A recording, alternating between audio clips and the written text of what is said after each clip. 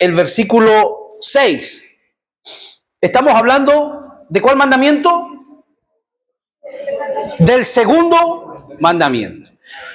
El segundo mandamiento, el Señor le decía al pueblo: no te inclinarás a ella ni la honrarás. Hablando de las imágenes, ¿verdad? Porque yo soy Jehová tu Dios. ¿Cómo era Jehová Dios? Fuerte y celoso. Celoso dijimos en el buen sentido, no con el celo egoísta que tenemos los seres humanos, sino que dijimos que celoso hablaba del amor y hablaba de la unión que él siente con su pueblo y hablaba de un aprecio especial. A eso se refería, que él es un Dios celoso. Que visito la maldad de los padres sobre los hijos hasta la tercera y cuarta generación de los que me aborrecen. Eso lo explicamos el domingo pasado. Cómo Dios visita a las generaciones. Había dos formas como las visitaba, ¿se recuerdan? Uno, las visitaba con misericordia y otra las visitaba con juicio o con ira. Y hoy día vamos a hablar de la primera parte del versículo 6. Y hago misericordia a millares. El próximo domingo hablaremos de los que aman sus mandamientos. Hoy día vamos a hablar de la misericordia. ¿Cuántos de ustedes saben y sienten que Dios les ha tenido misericordia? Amén. Más de alguno estará pensando y dirá: bueno, si he pasado momentos tan difíciles, si he pasado situaciones tan adversas, o alguno dirá: bueno, si me ha tocado un poco complicada la situación, ¿cómo es que Dios tiene misericordia de mi vida? Porque cuando uno está frente a estos cuadros, o cuando uno está frente a estas situaciones, se pregunta muchas cosas. Yo estuve anteayer, el viernes en la tarde, predicando en un servicio en una iglesia donde se estaba celebrando un velatorio de una hermana que tenía 60 y algo años. Mamá de un pastor amigo. Venía en un viaje, se baja del bus, se encuentra con el familiar y sufre un ataque cerebrovascular. Duró un par de días, falleció. Muchos de ustedes tienen más que eso, ¿cierto? Más edad que eso. Siéntase privilegiado. Siéntase agradecido con el Señor. Pero aún en esos cuadros difíciles, cuando nos toca perder a un ser querido, uno dice: bueno, ¿dónde está la misericordia de Dios aquí?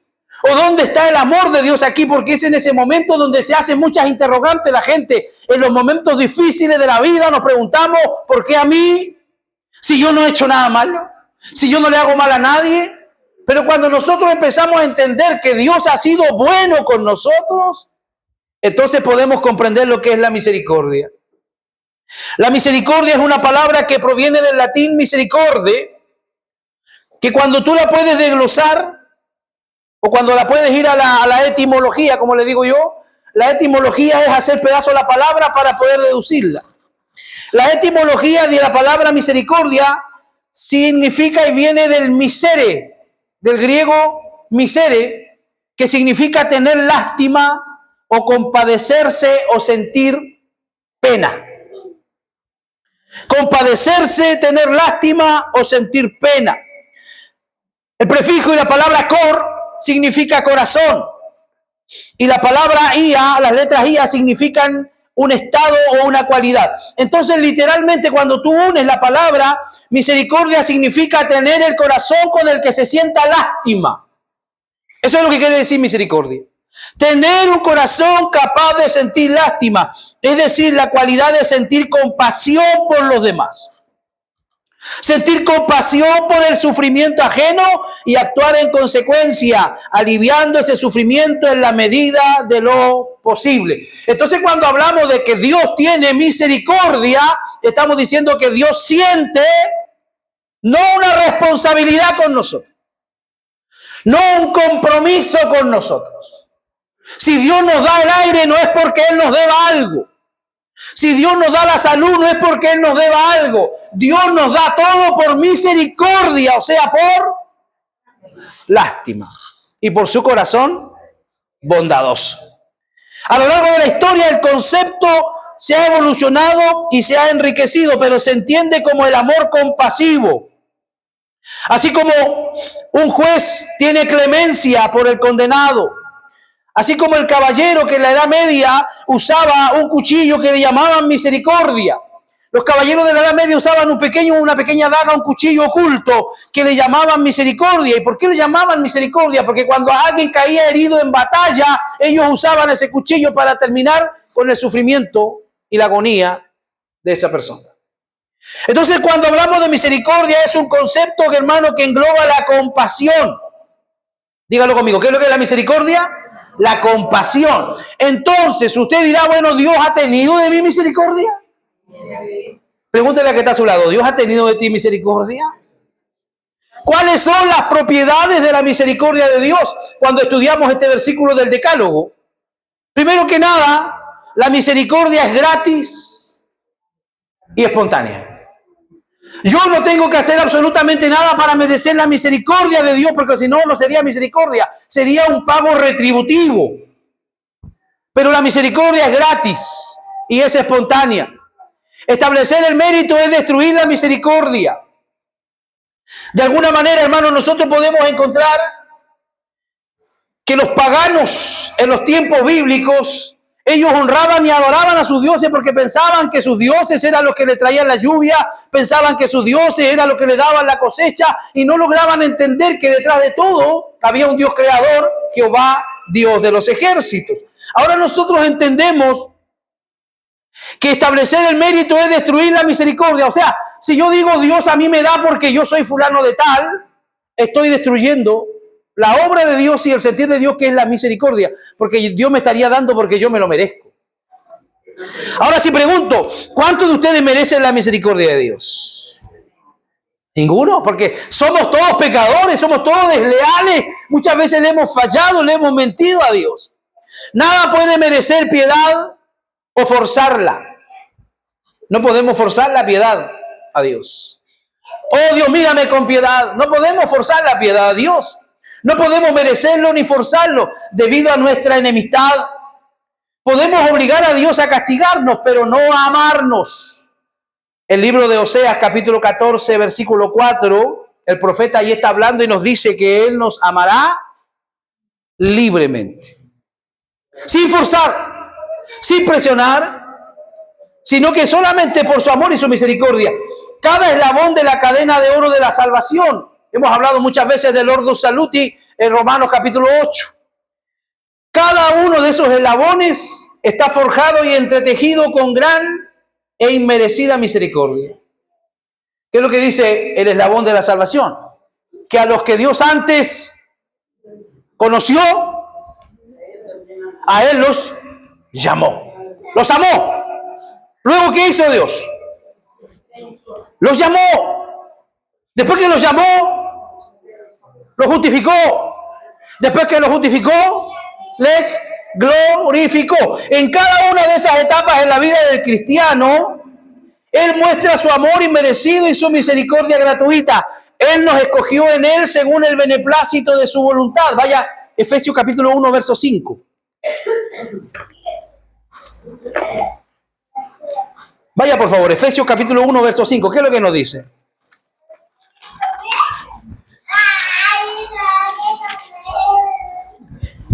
Según nos escogió, verso 4, en Él, antes de la fundación del mundo, para que fuésemos santos y sin mancha delante de Él.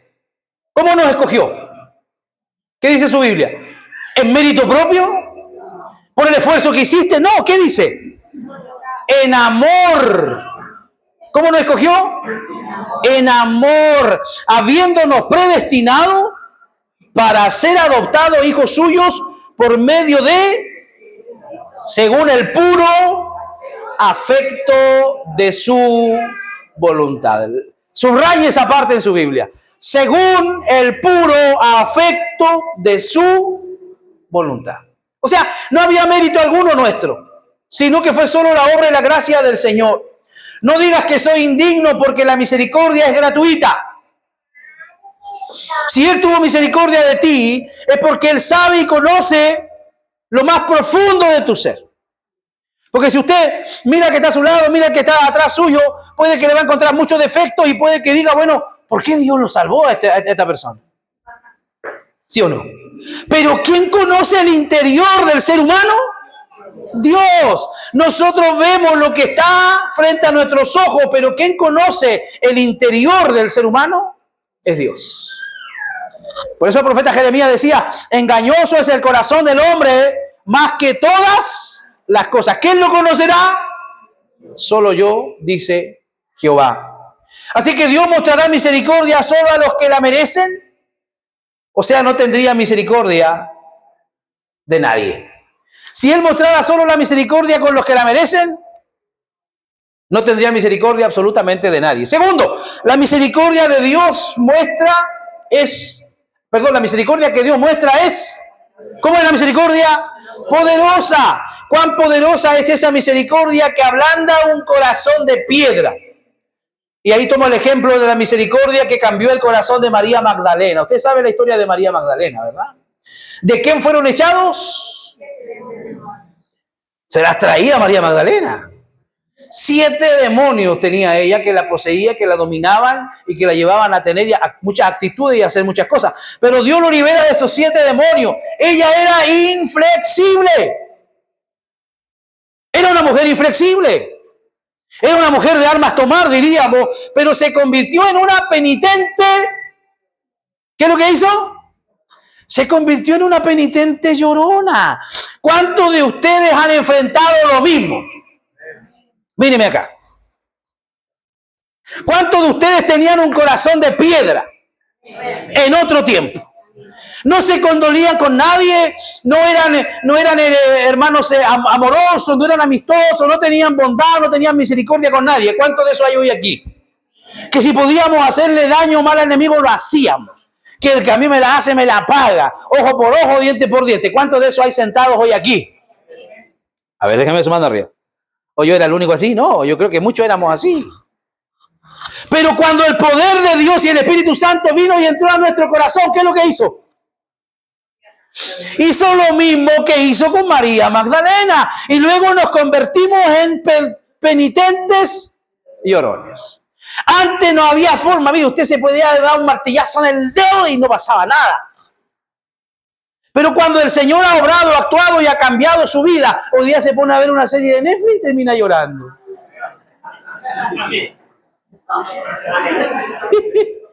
Yo he pillado a algunos llorando mirando Netflix. Y usted dirá, pastor, no confunda las cosas. No, si es que cuando Dios trabaja en el corazón del ser humano, Él cambia, lo dice el profeta Ezequiel, Él cambia el corazón de piedra en un corazón de carne, en un corazón sensible, en un corazón que puede adolecerse con la necesidad de los demás. Así que qué bueno que usted sea un llorón penitente. Qué bueno que usted sea una persona sensible a la voz de Dios. Sensible a la necesidad de los demás. Sensible a la necesidad, hermano. ¿Sabe usted que en este momento hay gente que está sufriendo allá afuera de manera tremenda? Hay familias que están sufriendo la pérdida de sus seres queridos. En nuestro país esta última semana mucha gente está siendo asesinada, hermano. Gente que sale a trabajar, gente que sale a comprar y no regresa, no retornan. ¿Por qué? Porque la maldad se ha multiplicado y nosotros no podemos ser indolentes a eso. Usted tiene la oportunidad de ir a dar una vuelta al hospital y va a ver la gran necesidad, la gente cómo está sufriendo, llorando en los pasillos. Cómo hay gente que en este mismo momento se está debatiendo entre la vida y la muerte y nosotros a veces nos damos el gusto de cabecear en el culto en la iglesia. Esa es la realidad del mundo, hermano, y nosotros no podemos mantenernos indolentes. ¿Por qué? Porque la misericordia de Dios muestra superabundante. ¿Cómo es? Abundante en bondad y verdad. Guarda misericordia para mí, le lo dice Éxodo 34:6. Vaya y lea Éxodo 34:6, hablando de lo mismo que viene hablando el mandamiento, el decálogo. ¿Qué es lo que dice su Biblia? Éxodo 34:6.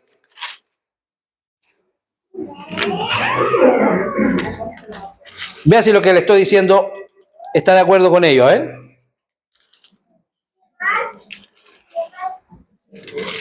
¿Qué dice?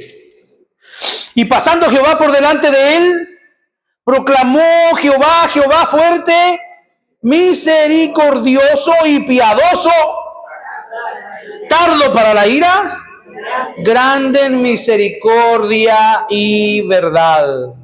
Solo a la tercera y cuarta generación Dios visita, pero muestra misericordia a 1000 generaciones. Éxodo 20, versículos 5 y 6, lo que leíamos recién.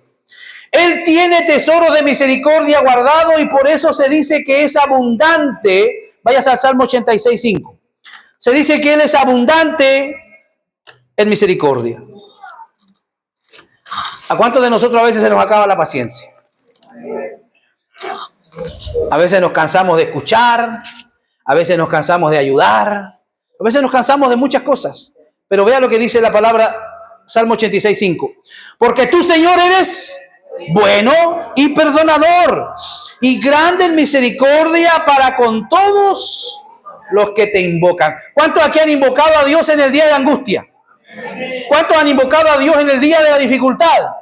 ¿Dios lo ha desamparado? ¿Lo ha dejado solo? No. Él es rico en misericordia.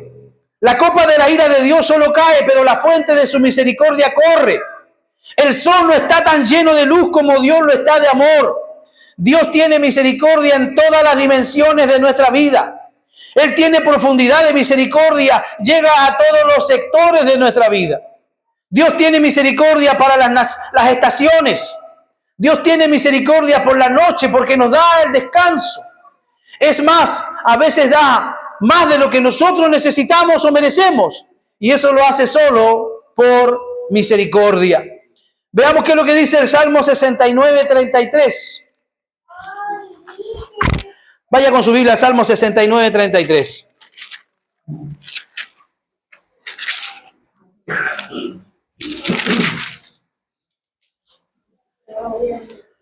Porque Jehová oye a los menesterosos y no menosprecia a sus prisioneros. También dice en Isaías 54, 8, por un poco tiempo escondí mi rostro de ti, pero con misericordia tendré misericordia de ti de nuevo. La misericordia del Señor es por todos los siglos y nos permite ampararnos y vivir con seguridad bajo esa misericordia. La misericordia de Dios permanece. La misericordia del Señor es por los siglos de los siglos. ¿Por dónde es la misericordia del Señor? Por los siglos de los siglos. O sea que no se acaba. No se acaba. Está presente, está latente en todas nuestras actividades. Y de alguna manera, esa misericordia, hermano, también va a alcanzar muchas veces a aquellos que aún no han sido llamados a la salvación. De aquellos que aún no han sido llamados por el poder del Evangelio, de aquellos que aún están allá afuera haciendo sus vidas y ni siquiera saben que Dios un día los va a llamar. Como muchos de nosotros, que estuvimos por años fuera de la iglesia, por años fuera y lejos de Dios, pero llegó un momento en que Dios se acordó de nosotros, nos llamó y nos hizo fluir a través de esa misericordia. ¿Qué es lo que dice el Salmo 103, 17? La ira de Dios hacia sus hijos dura poco tiempo, pero su misericordia dura para siempre. Su misericordia no es como el aceite de la viuda que se derramó por un tiempo y luego cesó, sino que rebosa y siempre fluye. Dígale a que está a su lado, la misericordia fluye. Fluye, pues, cada día, hermano. Él nos muestra misericordia al suministrarnos diariamente. Y ahí podría alguien decir, es que parece que yo no la he visto la misericordia de Dios. Parece que Dios es bueno con algunos. Mire, Dios muestra su misericordia al suministrarnos diariamente. ¿Nos da qué? Salud. ¿Cuántos de los que están en este momento, hermano, en la cama de un hospital, darían todo lo que tienen en dinero y recursos para estar sanos? Para estar sanos. Y usted que está sano, ¿por qué es tan mal agradecido? Usted que está sano, ¿por qué no se goza y se deleita en el Señor? ¿Por qué no agradece por todo lo que tiene? Hay gente que daría todo, hermano, por estar sanos. Pero Dios nos ministra cada día la salud. La salud es la salsa que endulza la vida. ¿Cuántos sabían eso? Mira que está a su lado, dilo bien serio. La salud es la salsa que endulza tu vida. Puede que no tengas mucho dinero en el bolsillo a esta hora, pero si tienes salud, tienes más que otros que tienen grandes cuentas del banco y que andan súper enfermos. Sea agradecido porque usted es sanito. La salud es la salsa que endulza la vida. ¿Cómo valorarían esta misericordia los que están encadenados en un lecho de enfermo? Dios nos provee provisiones, Dios que alimentó y nos alimenta durante toda la vida. ¿Qué dice Génesis 48:15? Vayas a Génesis 48:15, por favor.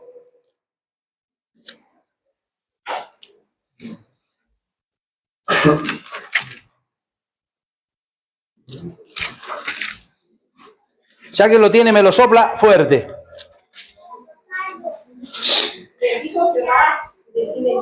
Y bendijo a José, diciendo: el Dios en cuya presencia anduvieron mis padres, Abraham e Isaac, el Dios que me mantiene desde que yo soy hasta este día. Pregunto, ¿a cuántos Dios los ha mantenido desde que estaban en el pecho de su madre hasta este día? Dios le ha provisto. Tal vez no hay grandes recursos, grandes riquezas, ni grandes manjares, pero Dios nos ha dado lo necesario para subsistir. La misericordia extiende nuestras mesas y nos corta cada trozo de pan que comemos. Nunca debemos, sino en la copa de oro de misericordia. Todo lo que tenemos es por la misericordia del Señor.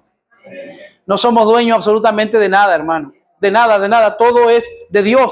Dios muestra misericordia al alargar nuestras libertades del Evangelio. ¿Qué dice 1 Corintios 16, verso 9?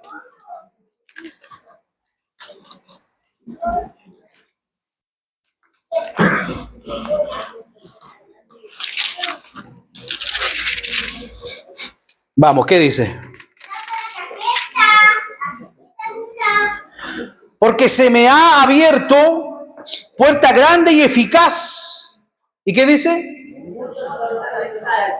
Hay muchos adversarios. Muchos paraban las aguas del santuario para que no corrieran, pero disfrutamos de los dulces tiempos de la gracia. Escuchamos sonidos alegres y vemos las acciones de Dios en su santuario. Hermano, si hay algo que el enemigo quiere, es detener el fluir de la gracia de Dios. Si hay algo que el enemigo quiere, es destruir ese avance de la gracia en la iglesia. ¿Y cómo lo hace? A través de diferentes adversarios. A través de diferentes adversarios, colocando sentimientos negativos, colocando pereza, colocando proyectos, colocando muchas cosas que a ustedes nos van a desencajar y nos van a desenfocar de la necesidad del Evangelio. Ya no le va a dejar tiempo. Les va a poner una agenda ocupadísima. ¿Para qué? Para que al finalizar el día nos demos cuenta que no hemos orado. Nos va a poner muchos obstáculos. ¿Para qué? Para llenar y absorber nuestro tiempo. Terminando el día nos damos cuenta que no hemos leído la Biblia, que no hemos orado, no hemos comunicado con Dios. Los adversarios van a estar siempre porque son muchos, que lo único que van a querer es detener las aguas del santuario, o sea, que Dios vaya fluyendo en nuestra vida. Lo único que ellos quieren es que eso se detenga, que eso no siga fluyendo. Disfrutamos cada domingo el maná de la palabra que cae sobre nuestras tiendas. Escuchen lo que le voy a decir. Nosotros disfrutamos cada domingo el maná de la palabra de Dios que cae sobre nuestras tiendas. Pero en otras partes de la tierra no tienen la misma bendición. Hay lugares de la tierra donde ahora mismo están perseguidos por las guerras.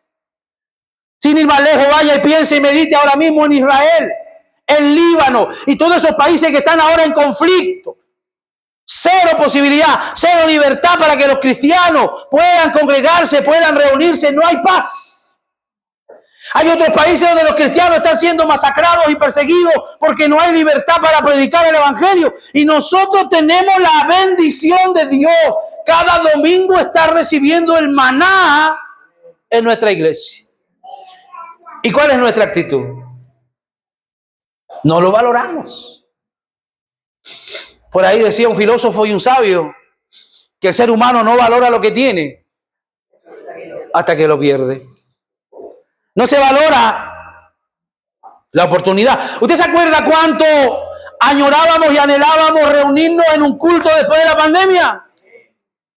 ¿Cuántos se acuerdan cómo sufríamos por no poder reunirnos y cantar en la iglesia y orar porque estábamos encerrados, hacinados en nuestros hogares? Anhelábamos la libertad para reunirnos en la iglesia. Hoy día las puertas están abiertas y muchos no llegan, no se congregan. Dios muestra misericordia al continuar, hermano, guardándonos y preservándonos y teniendo para nosotros una provisión de palabra. Él muestra misericordia al evitar que muchos malos nos invadan. El Salmo capítulo 3, verso 3. Vaya con su Biblia. ¿Qué dice el Salmo capítulo 3, verso 3? Mas tú, Jehová, eres escudo alrededor de mí, mi gloria y el que levanta mi cabeza. A la luz del Salmo capítulo 3, versículo 3. ¿Cuántos de ustedes sin saberlo, Dios más de alguna vez los ha librado? ¿Cuántos de ustedes sin saberlo, muchas veces tal vez el enemigo se las había querido hacer, pero Dios no se lo permitió? Dios no se lo permitió. Él muestra misericordia al evitar que muchos malos nos invadan. Tú, Señor, eres un escudo para mí. Dios ha refrenado la ira de los hombres y ha sido una pantalla entre nosotros y el peligro. Cuando el ángel destructor ha estado en el exterior y ha arrojado su flecha mortal de pestilencia, Dios ha evitado la flecha para que no se acerque a nosotros. Al igual como el día de la visitación del ángel de la muerte en Egipto, cuando Dios le dice al pueblo de Israel que pueda marcar las puertas y las ventanas de su casa con la sangre del cordero, que cuando el ángel de la muerte pasaría por la medianoche en Egipto, se oiría una gran mortandad, pero a ellos no los tocaría. ¿Por qué no los iba a tocar a ellos? Porque tenían la marca de la sangre de Cristo en sus hogares. Queridos hermanos, nosotros tenemos el sello del Espíritu Santo en nuestra vida. Mira que está a tu lado, dile, tú tienes el sello. La palabra del Señor dice, conoce el Señor a los que son suyos, pues tienen puesto este sello. Queridos hermanos, el mundo espiritual también puede discernir de alguna manera los que son y los que no son. Ellos disciernen también los que son y los que no son. ¿Se acuerda usted del relato bíblico cuando están ahí los jóvenes tratando de sacar un demonio? Y cuando los demonios le hablan y le dicen, a Pablo conocemos y sabemos quién es Cristo, pero ustedes ni en pelea de perros no sabemos ni quiénes son ustedes. Hay muchos que hablan en nombre de Dios. Muchos me dirán, Mateo 7:21, muchos me dirán en aquel día, Señor, Señor, en tu nombre profetizamos.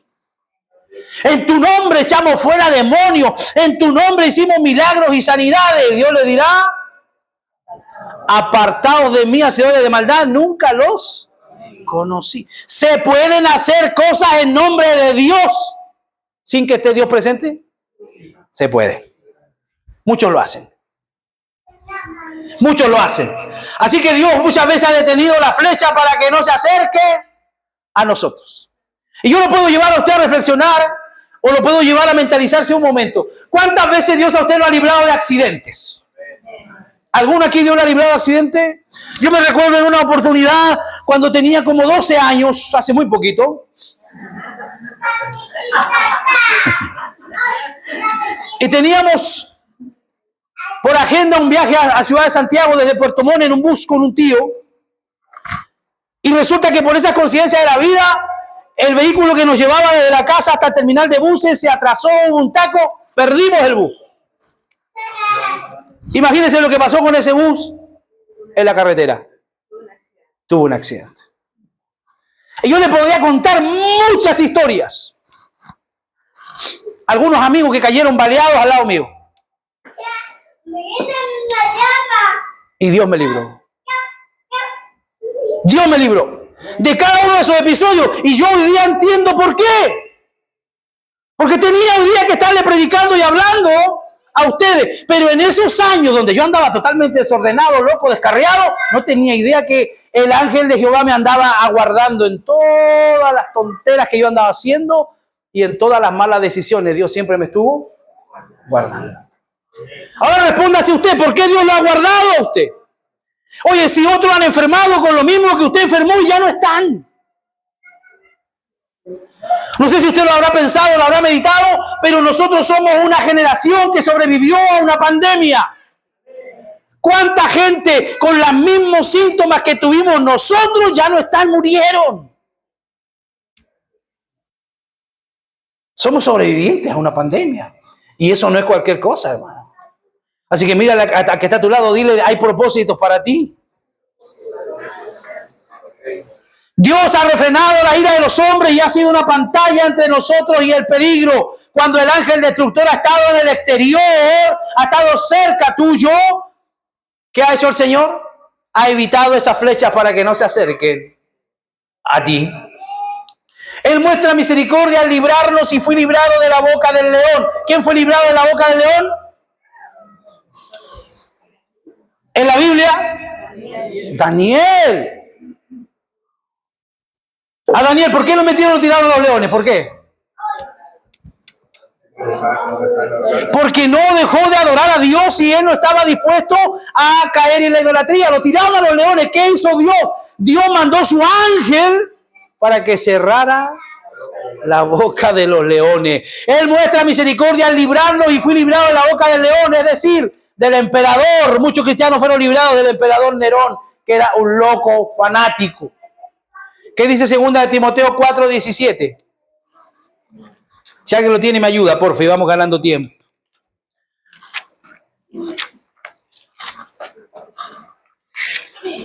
2 de Timoteo 4:17, ¿qué dice?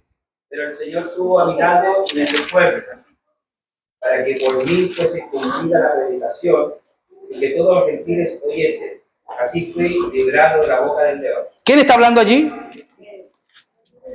¿Quién está escribiendo esta carta? Pablo. Pablo le está escribiendo a su discípulo Tito. Mira lo que le está diciendo. El Señor estuvo a mi lado y me dio fuerzas. ¿Quién te ha dado la fuerza?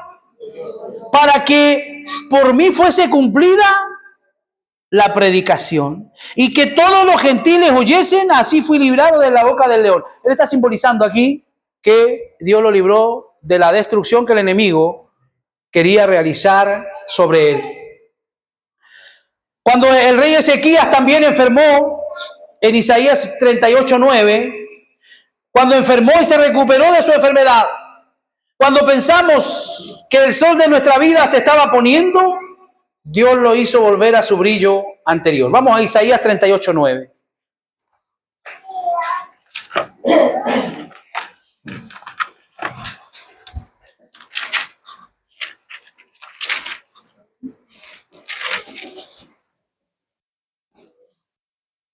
Escritura de Ezequías, rey de Judá, de cuando enfermó y sanó de su enfermedad. ¿Cuántos de los que están aquí han enfermado y han sido sanados por Dios? Y no estoy hablando de una gripe, porque eso lo sana hasta una limonada. Estoy hablando de enfermedades que para la ciencia a veces son terminales. ¿Han vivido algunos de ustedes la sanidad de un cáncer? ¿Han sido repuestos de alguna enfermedad incurable? ¿Han visto sus ojos la sanidad en alguien que estaba absolutamente desechado ya de la ciencia médica y Dios lo ha levantado? Entonces nosotros podemos decir, hermano, y testificar que Dios tiene poder para poder hacerlo y que su misericordia fluye cada día. Él muestra misericordia al restringirnos del pecado. Los deseos internos son peores que los leones externos. ¿Cuántos dicen amén a eso?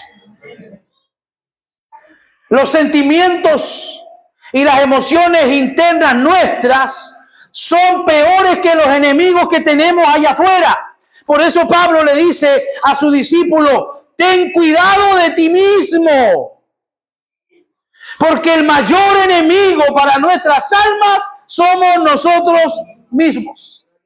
Nosotros mismos somos los que nos vamos autodestruyendo, los que nos vamos provocando y vamos llevando las tentaciones y andamos con malos pensamientos. Los deseos internos son peores que los leones externos. No le echen la culpa de todo al diablo. Los cristianos somos buenos para echarle la culpa de todo al diablo. A veces el diablo no anda ni cerca de nosotros, hermano. Es nuestro propio pecado. Es nuestro propio pensamiento. Son nuestras propias conductas las que a veces combaten. Y el diablo no anda ni cerca. ¿Verdad? Los deseos internos son peores que los leones externos. La mayor señal de la ira de Dios es entregar a los hombres a sus pecados. Lo peor que a usted le puede pasar, escúcheme lo que le voy a decir. Lo peor que a usted le puede pasar es que Dios lo deje seguir en su pecado y que ya nunca más se interese por llamarle a usted la atención. La Biblia nos dice que Dios, aquel que ama, lo corrige, lo castiga y lo disciplina. Y no sea que se le deje, dice, sin disciplina, porque entonces seréis bastardos y no hijos. ¡Wow! ¡Qué fuerte es eso!, ¿verdad? Si yo soy un hijo, Dios me va a disciplinar, Dios me va a retar, Dios me va a reprender. Dios a través del pastor, a través del predicador, Dios a través de mi esposo, a través de mi esposa, me va a estar hablando y me va a estar llamando a la corrección. Pero cuando yo no soy un hijo de Dios, Dios va a dejar que yo haga lo que quiera, que siga con mis andanzas, que siga con mis actitudes, que siga con la forma de vivir que llevo. La mayor señal de la ira de Dios es entregar a los hombres a sus pecados. Así que los entregué a la lujuria de su propio. Salmo 81:12 dice eso, que Dios a muchos los entregó a la lujuria de su propio corazón. ¿Cuál cree usted que va a ser el término de eso? ¿Dónde van a terminar la gente que anda así de esa manera? En el infierno. Mientras los impíos pecan, al infierno Dios ha puesto el freno de la gracia restrictiva en nosotros. Y ahí está lo que yo siempre digo y lo que siempre enseñan los teólogos y los filósofos también a veces. Cuando hay un cristiano que cae en pecado, escúcheme lo que le voy a decir. Los cristianos caen en pecado.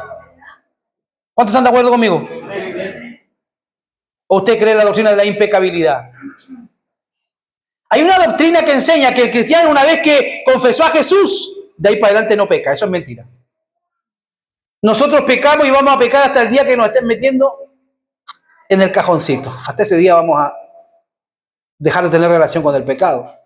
Pero nosotros, hermanos, cada día pecamos. Cada día estamos en eso. Y necesitamos cada uno de nosotros, hermanos, entender que cuando un cristiano cae en pecado, lo único que quiere es ser restaurado. Lo único que quiere es que alguien lo encuentre y le hable de Dios. Lo único que quiere es que alguien le pueda orar, que alguien lo pueda hacer volver a la comunión. Pero aquel que está acostumbrado a vivir en pecado, siente algo absolutamente diferente. ¿Y cómo se lo simplifico esto? Entre la diferencia que existe en la oveja y el cerdo. ¿Cuántos conocen una oveja? ¿Conocen la oveja? ¿El cordero? ¿Y los cerdos? Ambos son ricos, ¿verdad? La oveja y el cerdo son ricos. Partes de nuestro menú. Pero cuando ellos van por la pradera y alguno de ellos cae al barro, ¿cuál es la acción y la actitud de la oveja cuando cae al barro? Salir rápidamente. Salir del barro. Y ella comienza a hacer esos ruidos, no sé cómo se llama lo que hace la balan, no sé si balan la vero, talavero, ¿no? ¿Qué hace las ovejas? ¿Balan qué? O las vacas balan, no sé, no. Braman, no sé, me enredé.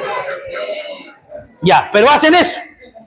Hacen ese ruido, ¿hasta qué? Hasta que llega el pastor y los saca del barro, porque ella no es apta para el barro.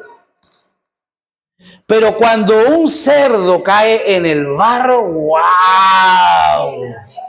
Ese tipo está en su hábitat. No va a andar llamando para que lo saquen, él va a estar ahí, se va a revolcar y se va... Bueno, esa es, hermano, de alguna manera la ilustración del pecado.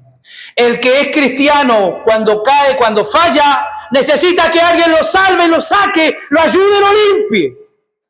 Pero cuando el cerdo cae al barro, él va a disfrutar, va a gozar y va a seguir ahí embarrándose y embarrándose. Y si puede embarrar a otro, lo va a hacer, porque esa es, de alguna manera, la forma y el estilo de vida que él tiene. Pregunto, cuando usted cae, ¿qué es lo que hace? ¿Qué es lo que siente? Cuando usted dijo, pastor, yo no voy a mentir más. Y en la semana se encuentra que volvió a mentir. No voy a volver a hacer esto, pastor, y usted lo volvió a hacer en la semana. ¿Cómo se siente? Mal. Se siente pecador. Necesita que sea perdonado. Bueno, entonces usted es un hijo de Dios. Pero aquel que puede sentir que puede seguir haciendo su vida normal, pondríamos en duda que sea tal vez un hijo de Dios. Avancemos. Dios muestra misericordia al guiarnos y dirigirnos. ¿No es una misericordia para alguien que está fuera del camino tener un guía? ¿Cuánto valoran que Dios un día le haya salido al encuentro? Porque su fin, el fin de mis días hubiera sido muy diferente al que estoy viviendo hoy día. Muchos de nosotros, producto de nuestros vicios, ya no estaríamos ni vivos tal vez. Hay una guía providencial. Dios guía nuestros asuntos por nosotros. Él señala como con una tiza la forma en que quiere que caminemos. Él resuelve nuestras dudas, desata nuestros nudos y señala los límites de nuestra habitación. Vea que dice Hechos 17:26.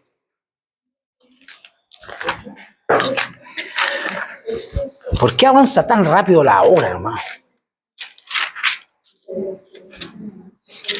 Ese es uno de mis peores enemigos.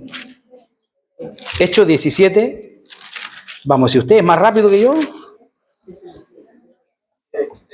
Y de una sangre ha hecho todo el linaje de los hombres. Está hablando de la creación. Para que habiten sobre la faz de la tierra y les ha prefijado. ¿Qué dice su Biblia? Y los límites de su habitación. A ver, léalo, ahora léalo con entendimiento. ¿Qué le dice eso? Y de una sangre ha hecho todo el linaje de los hombres. ¿De cuál sangre? La sangre de Adán. Para que habiten sobre la faz de la tierra y les ha prefijado el orden de los tiempos. Por mucho que queramos alterar los tiempos, no podemos. Cuando llega la hora de morir, llega la hora de morir. ¡Oh, y que dame 2 minutos para despedirme! No le van a dar 2 minutos. Es que dame unos 15 segundos, Señor. No va a alcanzar mandar ni un WhatsApp. ¿Y por qué, hermanos? Más de alguno de ustedes ha vivido esa experiencia. Sé que más de alguno les ha tocado y ha vivido. Aunque ciertamente, ¿qué es lo que dice? Él ha prefijado el orden de los tiempos. Y la Biblia dice en Eclesiastés, hay tiempo para nacer y tiempo para morir. ¿Y qué más ha fijado? Los límites de su habitación. Y Jesús, usando parte también de lo que esto significa, Él dijo que aún los pelos de nuestra cabeza están contados. Y si alguno quisiera añadir a su estatura un codo, dice el Señor, no se puede. Entonces, ¿qué es lo que nos está diciendo el Señor aquí? Que Él tiene todo dictaminado bajo su misericordia, el camino por donde cada uno de nosotros, hermanos, ha de recorrer, y Él sabe el día y la hora y el lugar donde vamos a terminar. ¿Cuántos dicen amén? Amén. Amén. Una guía espiritual. Él nos guía con su consejo. ¿Cómo nos guía Dios?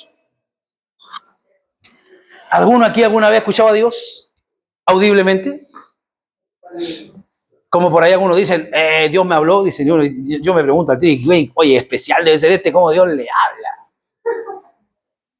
En la antigüedad Dios hablaba a sus profetas, a sus siervos, y no sabemos bien cómo lo hacía, pero les hablaba. Dios nos habla hoy día a través de su palabra, a través de la Biblia. Así que Dios nos muestra corrección a través de su palabra. Por eso usted no deje de venir a la iglesia, porque los predicadores van a estar siempre hablándole a usted, guiándolo, y van a estar corrigiéndolo a través de su palabra. ¿Cuántos dicen amén? Amén. ¿Cómo más Dios nos muestra misericordia? Dios muestra misericordia al corregirnos. ¿A cuánto le gusta la corrección? A nadie. ¿A cuánto le gusta la disciplina? A nadie, hermano. No somos dados a eso, nos cuesta. Yo le compartí a ustedes la otra vez que la única vez que yo obedecí así ha sido cuando hice servicio militar. Porque ahí se obedece o se obedece. Dios muestra misericordia a corregirnos, está enojado por el amor. Él golpea para salvar. ¿Para qué golpea al Señor? Para salvar. Para salvar. Muchas veces somos disciplinados por Dios. Cuando Pedro ve que Jesús está sobre las aguas, ¿qué hace Pedro? Maestro, si eres tú, déjame ir a donde estás tú. Déjame ir a donde estás tú. Jesús le dice, ven, Pedro. Pedro se baja de la barca y comienza a caminar. Cuando Pedro comienza a caminar, va viendo al maestro y comienza a avanzar, pero hay un momento donde él ve la ola y ve que es muy fuerte el viento y ve lo grande de las olas. ¿Y qué pasa con Pedro? Se empieza a hundir. ¿Qué hace Jesús? ¿Qué hace Jesús? Jesús lo toma de la mano, lo levanta, lo salva y ¿qué más hace? Hay gente que le gusta que la iglesia le dé la mano nomás, pero que no se metan en su asunto. Hay gente que le gusta que el Señor le dé la mano, pero no quiere la reprensión, la restauración. Para que sea restauración tiene que tener disciplina. Y eso es lo que a la gente no le gusta. No le gusta. Pero Dios golpea, ¿para qué? ¿Para destruir? Para salvar. Los problemas, las aflicciones, las dificultades que hemos enfrentado en la vida son porque Dios los ha dejado, porque Él es malo. No, porque detrás de todo eso hemos tomado una lección, hemos aprendido. Después del problema que hemos pasado ya no somos los mismos. ¿Sí o no? ¿O usted sigue siendo el mismo? Si alguno sigue siendo el mismo es porque burro no entendió nada, pues, hermano. No entendió nada. Si a alguno le ha tocado pasar una situación difícil, ha tenido que llorar, ha sido quebrantado por Dios, se ha sentido solo, eso le ayudó para que crezca y sea maduro. Ahora, si usted dice, estoy igual que antes, no entendió la lección que Dios le quería dar, ¿y qué va a hacer Dios? Le va a volver a tomar el mismo examen hasta que lo pase, hermano. Eso es así. Por eso mejor hágasela fácil usted y obedezca al Señor. Su vara no es vara de hierro para quebrarnos, sino ¿para qué? Una vara paternal para... A veces necesitamos que Dios nos humille. A veces andamos muy agrandaditos, andamos pechitos de paloma, ¿verdad? Y el Señor permite una pequeña cosita. Aparece de pronto en una radiografía una pequeña manchita. Aparece en una ecotomografía una pequeña cosa y entonces nos derrumbamos. Y entonces entendemos que no somos tan bacanes como nos creemos. Porque también la enfermedad nos puede tocar, también la enfermedad nos puede llegar. ¿Y qué hacemos cuando nos dan esas noticias? ¿Qué hacemos cuando nos dan esas noticias? A ver, ya, vamos. Yo le puedo contar desde mi experiencia lo que yo he hecho, pero me gusta a mí escuchar a la gente. ¿Qué es lo que hace la gente cuando le dan esas noticias? Se derrumba, se desalienta y le dice, Señor, si tú me sanas, ahora sí. ¿Sí o no? Yo he estado en un quirófano cuando te ponen el foco ahí y te ponía a hacer promesa. ¿Por qué? Porque quieres despertar, no sabes. Si uno va al quirófano no sabe si va a despertar o no. ¿A cuánto le ha pasado? Sí. Y aquellos que se portaron mal y llegaron y lo metieron detrás de las rejas allá arriba y fue a estar un par de meses, unos años allá arriba. ¿Se acuerdan cómo prometían? Sí. Nunca más, Señor. ¿Por qué? Porque la vara paternal que Dios usa es para quebrantarnos y humillarnos. Dios nos disciplina, ¿para qué? ¿Para qué? ¿Para el bien del hermano? ¿Para el bien de la iglesia? Para tu propio bien. Dios nos disciplina para nuestro bien, para que podamos participar de ¿qué? Vaya, usted ya buscó hebreo, ¿verdad? Porque para eso le pongo el texto ahí. Mientras yo me inspiro, usted va buscando los textos. Hebreos 12:10. ¿Qué dice? ¿Usted se lo sabe de memoria? Y aquellos ciertamente por pocos días nos disciplinaban. Está hablando de nuestros padres. ¿Cuántos aquí fueron disciplinados por sus padres? Todos tenemos episodios que nos marcaron, ¿sí o no? Wow, yo sí tenía... Nosotros éramos terribles, hermano. Éramos tres varones y éramos pero terribles. Mejor ni le cuento cómo éramos. Y aquellos ciertamente por pocos días, hablando de nuestros padres, nos disciplinaban como a ellos les parecía, pero para lo que nos es provechoso, para que participemos de ¿qué? ¿Qué es lo que quiere Dios? Que nosotros vayamos avanzando en ¿qué? Santidad. ¿Y por qué? Porque cada día que pasa nos va quedando menos vida. Y como nos va quedando menos vida, se acerca el día que nos vamos a enfrentar con el Señor y vamos a partir a su presencia. Dios muestra su misericordia, ¿cuándo? Al perdonarnos. ¿Quién es un Dios como tú que perdona la iniquidad? Profeta Miqueas 7:18. Es misericordia para alimentarnos y rica misericordia para perdonarnos. Porque la misericordia del perdón surge de las entrañas de la gracia inmerecida y es suficiente para curar a un hombre enfermo. Le pregunto a la iglesia, ¿cuántos pecados Dios les perdona y le puede perdonar al hombre? Todos menos uno. Todos los pecados le son perdonados al hombre menos uno. Así que dile que está a tu lado, tienes opción. Míralo, míralo y dígale, tienes opción, hermano, tienes opción. Todos los pecados le son perdonados al hombre. Usted dirá, pastor, yo he hecho cosas terribles. Si usted supiera las que han hecho los hermanos, no estaríamos todos sentados aquí. Si usted supiera todos mis pecados, no me estaría escuchando. Y si yo conociera todos sus pecados, tampoco le estaría hablando. Pero como nadie conoce nada de nadie, el único que nos conoce es Dios. Le damos gracias porque Él nos ha perdonado todos los pecados, menos uno. ¿Cuál es el que no se perdona ni en esta vida ni en la otra? Blasfemar contra el Espíritu Santo de Dios. ¿Y qué es lo que es blasfemar contra el Espíritu Santo de Dios? Atribuirle al diablo una obra de Dios. Tan simple como eso. Los teólogos se enredan. Es eso. Decir un milagro que Dios hizo. Ah, no, esto lo hicieron con magia. Eso es blasfemar contra el Espíritu Santo. Una obra neta de Dios. Por eso es que nosotros tenemos que ser muy cautelosos y muy cuidadosos. Cuando Dios ha transformado la vida de alguien, Dios ha hecho una obra a través del Espíritu Santo en alguien, y uno dice, no le creo mucho. No, parece que no. Cuidado con eso. Porque nosotros no tenemos cómo medir el cambio de alguien. No tenemos cómo medir si fue Dios o simplemente producto de sus emociones. Pero el Señor dice que hay una forma de medirlo y saber. ¿Cómo es? A través de sus frutos. A través de sus frutos. Así que tranquilo, ahí podemos conocer a la gente. A través de sus frutos. Al escucharlos hablar. Ahí nosotros podemos darnos cuenta. ¿Por qué? Porque la Biblia dice que el hombre del buen tesoro de su corazón saca lo bueno, pero lo malo también lo saca. Entonces vas a escuchar a alguien hablar, ¿no? Y usted se va a dar cuenta al tiro. Ah, no, este tipo es resentido. O esta persona es agradecida. Esta persona es generosa. ¿Por qué basta escucharlo solamente hablar? Así que vamos, ¿cuántos han sido perdonados aquí? Dios muestra misericordia al escuchar nuestras oraciones. Wow, me parece que me pidió la hora. Ten piedad de mí y escucha mi oración. No es un favor cuando un hombre presenta una petición al rey que le conceda.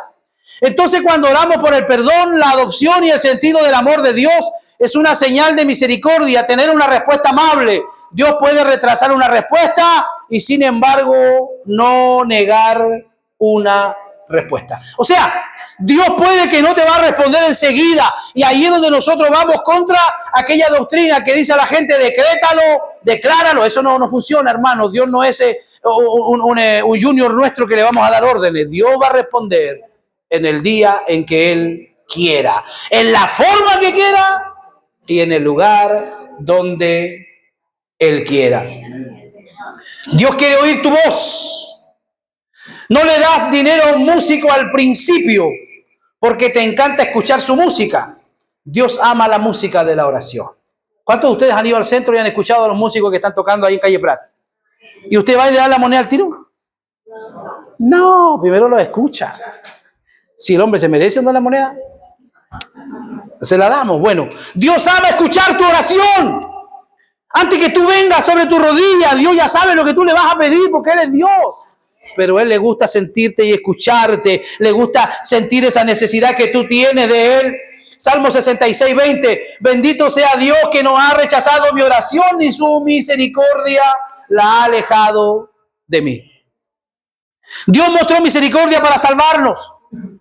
Tito 3:5. Según su misericordia nos salvó. Y esta es la piedra angular de la misericordia y está puesta en el cielo. Y aquí la misericordia se manifiesta en todos sus colores orientales. La misericordia es misericordia en verdad, cuando Dios perfectamente nos limpia de todas las heces y escorias de la corrupción. Él nos ha limpiado, nos ha salvado, nos ha rescatado, nos ha restaurado de todas aquellas escorias que nosotros acarreamos. Perdone por tener que correr, pero la hora ya nos alcanzó.